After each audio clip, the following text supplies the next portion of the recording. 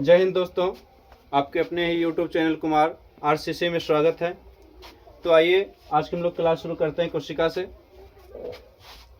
कोशिका का नाम पहले हम लोग समझ लेते हैं। कोशिका का नाम क्या होता है? तो कोशिका का जो नाम होता है वो साइटो होता है। कोशिका का जो नाम होता है वो साइटो होता है और कोशिका को इंग्लिश में सेल कहते हैं, जो एक ग्रीक भाषा से बना हुआ है। लेकिन जब कोशिका का वास्तविक नाम के बारे में जानते हैं तो कोशिका को वास्तविक में साइटो कहा जाता है। और जब हम कोशिका के बारे में अध्ययन करते हैं, जब कोशिका के बारे में हम लोग अध्ययन करते हैं तो इसके अध्ययन को साइटोलॉजी कहा जाता है। जब हम कोशिका के बारे में अध्ययन करते हैं तो इसके अध्ययन को साइटोलॉजी कहा जाता है। इसके अध्ययन को साइटोलॉजी कहा जाता है। अब हम लोग समझेंगे कि जो कोशिका होती है इसका खोज किसने किया था। तो कोशिका का खोज किया था रॉबर्ट हुक ने। किसने किया था? रॉबर्ट हुक ने किया था। कोशिका का खोज रॉबर्ट हुक ने किया था, जो कि 1665 में हुआ था। कितना में हुआ था? 1665 में हुआ था। तो एक पॉइंट यहाँ पे समझ में आता है कि सबसे पहले कोशिका का जो खोज किया था रॉबर्ट हुक ने किया था। ये किस प्रकार की कोशिका का खोज किया था? इन्होंने जिन कोशिकाओं खोज किया था वो कोशिका मृत थी। ये कोशिका कैसी थी? मृत थी। अर्थात ये रॉबर्ट हुक ने मरी हुई कोशिकाओं का खोज किया था।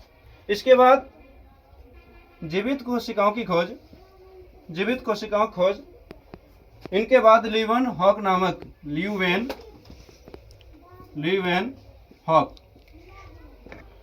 हॉक नामक एक वैज्ञानिक ने जीवित कोशिकाओं का खोज किया था। उसके बाद दो और ऐसे वैज्ञानिक आए जिन्होंने कोशिका के सिद्धांतों का प्रतिपादन किया था।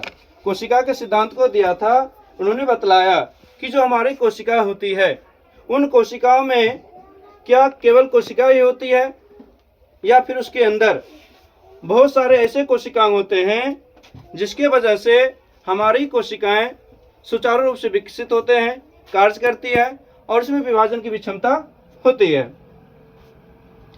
तो जो कोशिका का जो सिद्धांत दिया था इसमें दो वैज्ञानिक थे। एक थे हमारे स्लाइडेन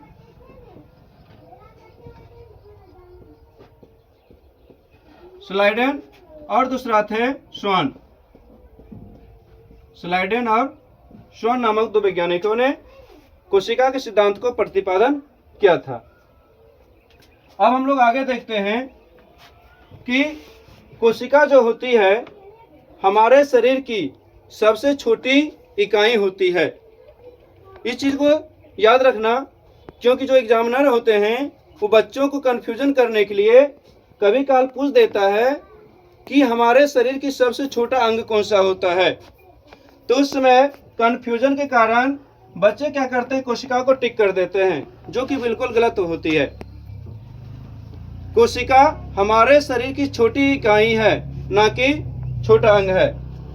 तो हम लोग देखते हैं ऑल ओवर यानी समस्त जीव जंतुओं में, चाहे वह पेड़ पौधा हो या फिर अन्य जीव जंतुओं हो, सबसे जो बड़ी कोशिका होती है, सबसे बड़ी कोशिका होती है वह शुतुरमुर्ग के अंडे की होती है।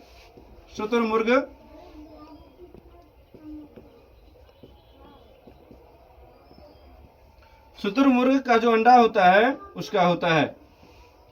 शुतुरमुर्ग का जो अंडा होता है उसकी कोशिका सबसे बड़ी होती है। जबकि ऑल ओवर की बात करते हैं तो ऑल ओवर में ही सबसे जो छोटी कोशिका होती है, सबसे छोटी कोशिका होती है वो माइकोप्लाज्मा होती है। माइकोप्लाज्मा होती है।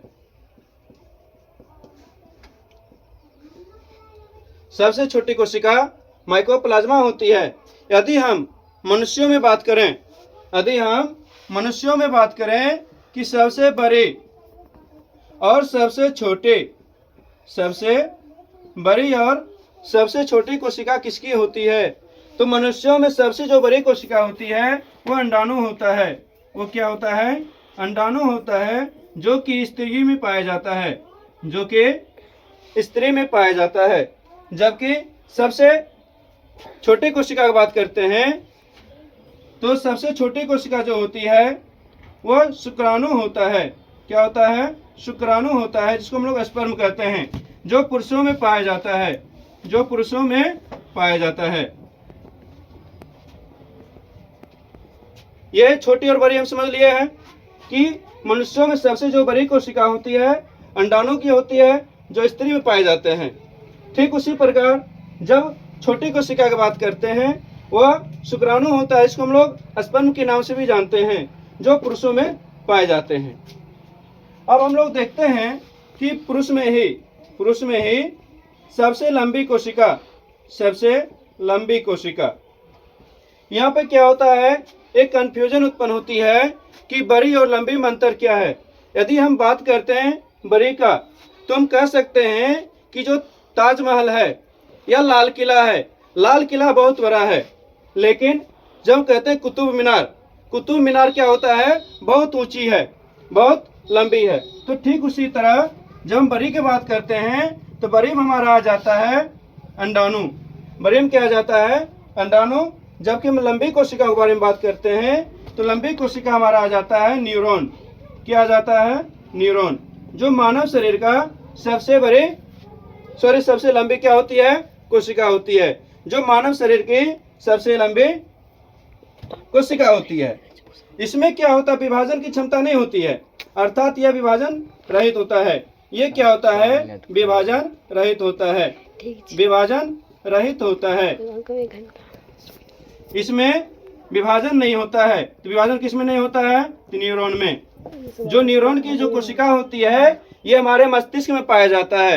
न्यूरॉन की जो कोशिका होती है ये कहाँ पे पाया जाता है, हमारे मस्तिष्क में पाया जाता है, जिसमें विभाजन की क्षमता नहीं होती है। इसीलिए जब भी हम लोग बाइक पे जाते हैं तो पुलिस वाले जो होते हैं वो हमको हेलमेट पहनने की सलाह इसलिए दिया जाता है ताकि यदि हमारे मस्तिष्क में हल्का भी चोट लग जाए तो उस अवस्था में क्या होता है, हमारी जो न्यूरॉन की कोशिका है वो क्षतिग्रस्त हो सकती है और उस अवस्था में इसमें विभाजन की क्षमता नहीं होगा और व्यक्ति की मृत्यु तक हो जाती है। इसलिए हमें बाइक चलाते समय हेलमेट पहनने की सलाह दी जाती है। तो हम लोग समझ लिए कि विभाजन की जो क्षमता किस में नहीं होती है, तो न्यूरॉन में नहीं होती है।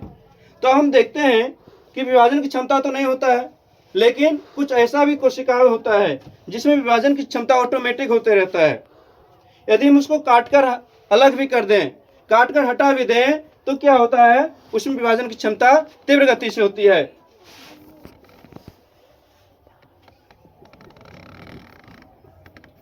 तो विभाजन किस में होता है, विभाजन हमारा होता है यकृत में। विभाजन क्या होता है, यकृत में। विभाजन क्या होता है, यकृत में होता है। यदि हम यकृत को यकृत का आधा भाग काट भी दिया जाए तो क्या होता है, इसमें विभाजन की क्षमता ऑटोमेटिक हो जाता है और ये कुछ समय बाद या एक पूर्ण यकृत का निर्माण कर लेता है। तो पहले आप यहाँ तक स्क्रीनशॉट ले लीजिए।